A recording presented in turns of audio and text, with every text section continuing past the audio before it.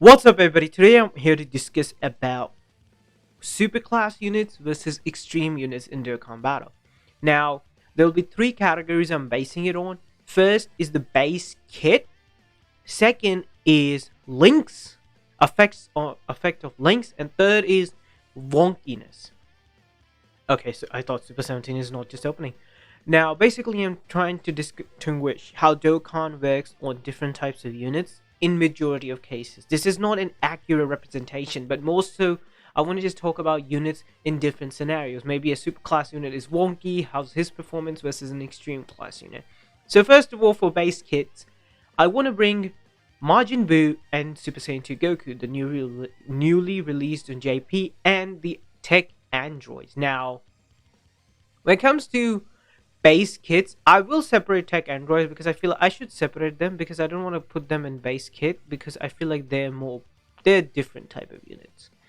I know people are gonna get mad at it because they want Super Saiyan 2 to be the best unit, but we're not talking about that. Now, when it comes to base kits, I feel like if you put two units together, a 55% or rainbow, but put them both at level 1 links, the super class units I feel like tend to outshine the extreme class unit. I feel like because the reason for that is because when you look at extreme class units, their link set is basically based on attack and defense both, whereas super class units, their link set are only based on attack. Now, attack is good. That's not bad. But the thing about attack, thing is, the way Dokkan is operating right now, attack power is even though great until unless Dokkan does not introduce an event where turn restrictions start to become more more important. They give turn restrictions importance on events. I feel like attack is not that prominent when it comes to defense. So basically what I'm trying to say is this guy at Rainbow or level 1 links versus this guy at Rainbow or level 1 links, Goku outshines. Now, there is one exception to that. I feel like extreme class units don't always get that treatment because the thing about super class units is they easily link together, I feel like, but when it comes to extreme class units, they typically have differences.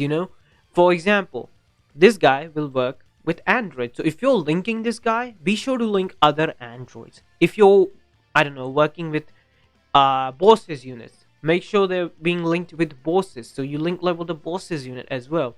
However, with this guy, I feel like whenever I was using him on level 1 links, the links, even though the links make a lot of, the links help a lot, the thing is, this guy doesn't need links to be dominant. I feel like the reason for that is active skill and everything.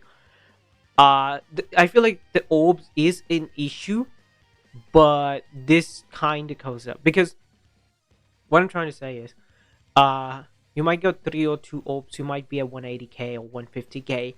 This isn't that enough, but this can get you through. And then the thing is, their super attack nullification actually helps them a lot. Their super attack nullification, literally, you basically key blast super, so most super attacks can't attack him. Though I'm seeing a lot of new super battle stages which are Dokkan is trying to counter them.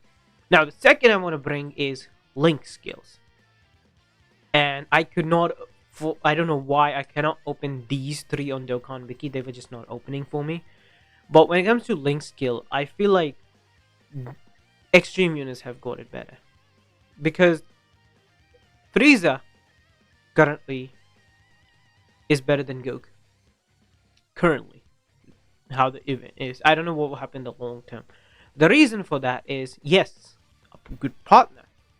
But when you talk about links, if you level 10 link this Frieza Rainbow versus this guy Rainbow at level 10 links, this Frieza easily is like stomping on Super Saiyan Goku. I'm not saying this guy is bad, but when you compare this Frieza with this Goku, it's pretty nasty because of prodigies.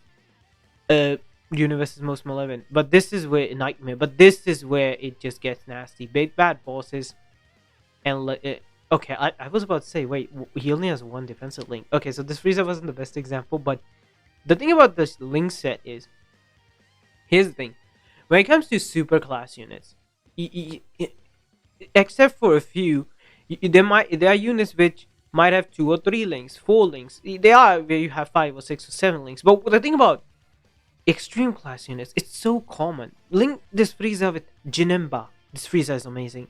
Link him with this guy. This Frieza is amazing. Link him with Extreme Tech, the transforming Frieza. This Frieza is amazing. I feel like links. If you're someone who's like an active link leveler, I don't know how to say that. I would suggest going for your extreme units unless the super class unit highly depends on offense. Like this guy depends a lot on offense. Super Vegeta as well. Go for units like these. Now wonkiness. Now when it comes to extreme and super class units, wonkiness, I pick these two up. Now both these units require something that they did not get on release. This guy still hasn't got it. Rainbow Orb Changer. This guy needs Android Target Goku just too much. This guy's good in it, but with the release of, I did not pull in Dr. Jiro and Android 19, but the release of a lot of Android units, and even the release of Saiyan units, this guy is, I don't want to call him top 10, but he's really good now because of the release of so many Android units.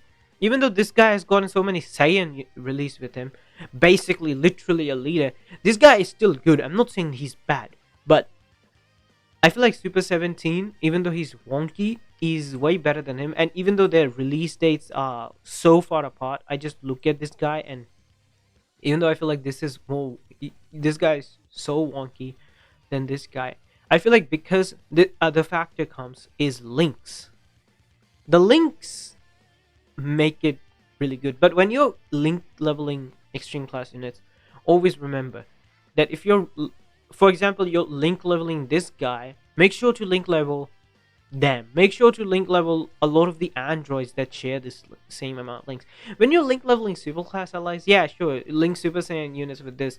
But if you link Pycon with him, it's gonna work, the AGL Pycon. If you link, I don't know, a base form Saiyan, that's gonna work as well.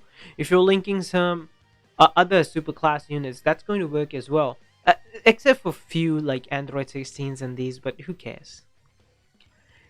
In my opinion, for if you want a short-term unit, a short-run unit, super class units are the way to go.